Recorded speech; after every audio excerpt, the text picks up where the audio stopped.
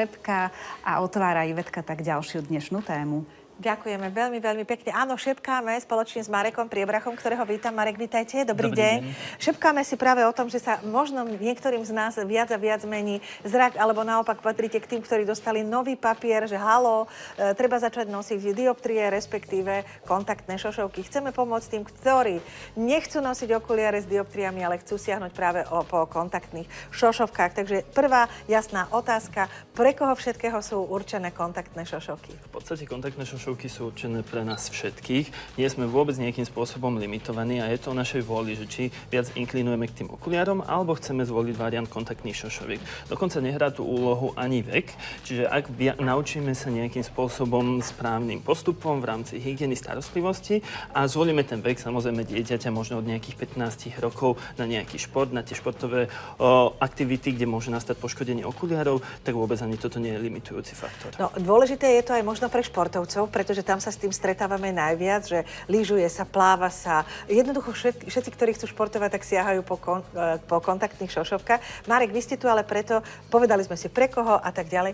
Ako vyberať? Lebo je toho neuveriteľne veľa a ja teraz som prišla a potrebujem šošovku a neviem, tak raďte. Základnú vec, ktorú musíme sa rozhodnúť v podstate, či budeme voliť spôsob jednodňových kontaktných šošoviek, alebo teda mesačné, alebo máme taktiež aj kontaktné šošovky, ktoré sú určené s predĺženým nosením na prespávanie. Ak sa pozrieme z takého bezpečného hľadiska, tak tie najbezpečnejšie sú v podstate jednodňové kontaktné šošovky, ktoré tu máme rovnako vystavené. Napríklad aj tie, ktoré som povyberal z krabičiek, alebo takto ich máme, takto ich vieme vidieť, aby sme si vedeli predstaviť, ako kontaktná šošovka vyzerá. A čo sa týka tých jednodňových kontaktných šošoviek, tak tie sú najbezpečnejšie v tom zmysle, že ráno nasadím do oka, večer vyhadzujem. Čiže nemusím riešiť žiadnu dezinfekciu, nemusím sa o ne starať. Ak sa bavíme o mesačných kontaktných šošovkách, sú to kontaktné šošovky, ktoré nosíme 30 dní od momentu otvorenia. Čiže znamená to, že ak aj 2 dní by som si ich nedal do oka, tak nemôže to znamenať, že to predĺžuje čas, nepredĺžuje. Jednoducho po tých 30 dňoch treba tú kontaktnú šošovku vyhodiť. Výborne. Vy ste vyhodiť, dobre to si... Ale ja v tých 30-dňových rovnako nespím. Nie, to je to, že vlastne si ich dám ráno a večer si ich vyberiem. Akurát teda mám balíček 30-dňový, kde musím dodržať ten dátum otvorenia a teda zatvorenia. Tam je veľmi dôležité, ak má pacient teda rovnakú dioptriu na obe oči, tak v podstate mu stačí jedna krabička. Ak má na každé oko inú dioptriu, potrebuje 2 krabičky, kde vtedy v podstate znamená to, že mesačné kontaktné šošovky, ale v tej krabičke buď sú 3 alebo 6 kusov, čiže môže to mať na 3 mesiace alebo na 6 mesiacov, ale len teda tú jednu kontaktnú šošovku. Ako ste spomenuli, tým, že vlastne ráno ju vložíme do oka a večer vyberáme tie kontaktné šošovky, je treba zabezpečiť takú starostlivosť o ňu, aby sme sa nedostali do nejakých komplikácií v rámci zanesenia infekcie a podobne. Slovičko hygiena, to je to, čo ideme o ňom hovoriť. Tak. Ja si veľmi vážim, že ste vybrali tie šošovky, aby sme mali možnosť ich vidieť, ale zároveň ste vybrali aj ako keby aplikátory, respektíve vysvetlíte nám, na čo to slúži, pretože asi sa trošku ľudia zľaknú, akým chytia tú zručnosť k tomu, ako si dávať šošovku. Dlhšie trvá, ale poďme od hygiene k nakladaniu teda s tými šošovkami. Čo sa týka vlastne hygieny, tak máme tu určité roztoky. Tých roztokov je veľmi veľa, ale treba pamätať na to, že ak máme mesačné kontaktné šošovky, musíme mať k nim automaticky i roztok. A máme potom takéto puzdierka, do ktorých vždy večer, alebo teda šošovky, keď vyberáme, uložíme. Na tých puzdierkach máme aj naznačené, ktorá je pravá, ktorá je ľavá. Čiže nesmie sa stávať, že by sa prehadzovalo z ľavého oka.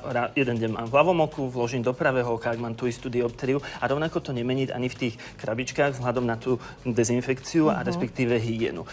Dávať pozor na to, že tie krabičky treba rovnako vyhodiť po určitom čase používania. Takže netreba ich preplachovať a podobne. Nie, musíme jednoducho zobrať nové. Dobre. Tam isto platí tá vec, že ak si vyberiem kontaktnú šošovku z oka, tak si ju najlepšie dať na chvíľku do ruky, obliať daným roztokom, mierne pošúchať, vyčistiť, vložiť do puzdierka, kde samozrejme je ten roztok, ktorý meníme. Šošovka by nemala prísť do kontaktu so žiadnou vodou. Čiže ak sa bavíme ani, ktorá nám teče z vodovodného kohútika, ale rovnako ani s morskou vodou, ak sme niekde pri mori. Na to treba dávať pozor, lebo je to zase podklad k tomu, aby sme si vytvorili nejakú tú infekciu. Dobre, chytím sa teda toho, že fajn. Tak dala som si to do roztoku. Teraz ste nám vysvetlili, že si to ideme vložiť. To oko mám čisté asi, Áno. ale to už si neumývam roztokom, to si umývam normálnou vodou. A teraz čo je toto? Áno, ak nechceme vkladať priamo prstom, lebo niekedy niekto má silný žmúrkajúci reflex, tak máme tu aplikátory, kde je toto jedna z možností aplikátorov, ktorú keď vyberieme, tak v podstate týmto spôsobom vieme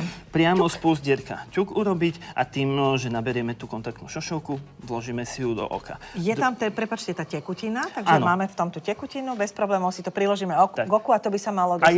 je to úplne bezkontaktné, čiže dotknem sa tohto a vložím si ju do oka. Druhý spôsob je takáto pinzetka, s ktorou rovnako, ak sme v nejakých podmienkach, kde nie je prístup k vode a potrebujeme tú šošovku vymeniť, tak je najlepšie chytiť naozaj tú kontaktnú šošovku takto. Počkajte, chytili sme to, chlapci to ukážu. Čiže áno, opäť máme bezkontaktne vieme ju chytiť priamo z toho púzdierka a vkladáme si ju do oka.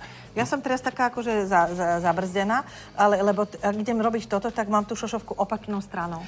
To je opäť veľmi dobrá poznámka. Takže nie som zabrzdená. Nie. Okay. Tam je treba si opäť uvedomiť, a to vás v očných optikách vieme poučiť a naučiť, že musíte si uvedomiť, či vkladáme formou líca alebo na rubo, či máme šošovku. Čiže my, keď ju vyťahneme z toho púzdierka, dať si ju na prs alebo na túto pomôcku. A keď vidíme, že je v tvare polkruhu, tak je správny tvar. Ak nie, ak je ako keby taká miska a tie okraje smerujú vonkajším smerom, tak vtedy ju prevrátime a správne ju vkladáme. Dobre, nemôžeme si to ukázať? Nechceme sa aj dotýkať. Tieto nám nebudú fungovať, lebo tým, že sme ich vybrali z roztoku, tak už v podstate sú suché. Porozumeli sme. Dobre, fajn. Už som si aplikovala, alebo teda naučili sme sa, ukázali sme si ako. A teraz, trvá ľuďom s kontaktnými šošovkami nejaký čas, kým si ako keby nájdu svoju, ten typ, svoju značku, viete, chcem ísť k tomu, že nemusíme hneď sadnúť, nevzdávajme to, skúšajme. To je v podstate celý ten proces, že prísť do očnej optiky, kde nastáva proces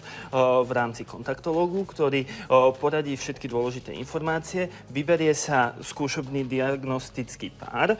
Tých možností je mnoho. Ja som rovnako prinesol ukázať, ako tu navidíme. Krabička snov. Áno, krabička snov, kde je viacero dioptrií a sú to vlastne tie diagnostické šošovky, ktoré sa dajú pacientovi vyskúšať. To znamená, toto je to, čo sme, prepáčte, skočím vám do toho bezplatne, lebo to sme zabudli povedať, že v optikách je možnosť bezplatne vlastne ako keby hľadať pre vás tú správnu šošovku. Všetky diagnostické kontaktné šošovky by mali byť bezplatné, čiže vy môžete využiť rôzne značky, tých značiek je mnoho a nie každému sadne ten daný typ. Čiže opäť na tej optike necháme pacienta poprechádzať, aby sa šošovka usadila. Pod štrbinovou lampou skontrolujeme predný segment oka.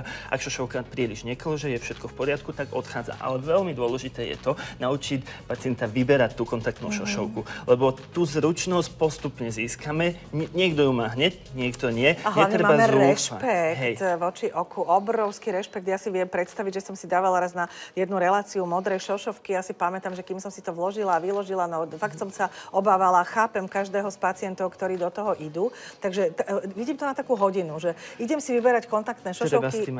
No stres, o ktorom sa dnes rozprávame, naopak, treba si vedieť vyberať.